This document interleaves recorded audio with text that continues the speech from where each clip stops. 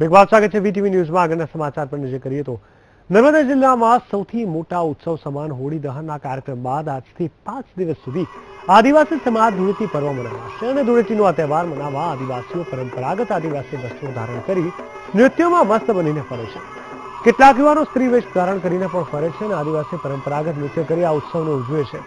હોળીનો તહેવાર એ આદિવાસીઓ માટે સૌથી મોટો તહેવાર છે અને આ પહેલા ઘેરની ઘણી બોલાબાલા હતી, પરંતુ છેલ્લા 5 થી 7 વર્ષથી આ ઘેર લુપ્ત થવા પામ્યું છે। ત્યારે યુવા આદિવાસી મિત્રો દ્વારા ઘેર સંસ્કૃતિને જીવંત રાખવા એક પ્રયત્ન હાથ ધરાયો અને પાડોશી જિલ્લા છોટેપુત્ર અને અસવાડીના તળાવ ગામના ગ્રુપને આમંત્રણ આપતા ધમાલ ગ્રુપે વહેલી સવારથી રાજપીપળાના બજારોમાં નૃત્ય કરી આકર્ષણ જમાવ્યું હતું।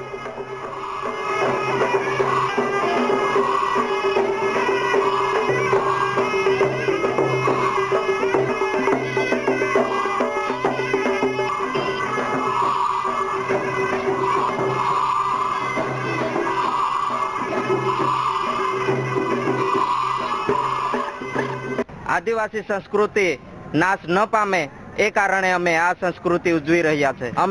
અમે 5-6 વેશ ધારણ કરીએ છીએ। એક તો છોકરીનો, એક ઘેરૈયા પીછીનો અને એક બાવાનો, એક નાંગરિયા બાવાનો, એક રીસનો, એમ અલગ અલગ મૂર્તિઓ લઈને અમે આદિવાસી સંસ્કૃતિ જાળવી રાખવા માટે અમે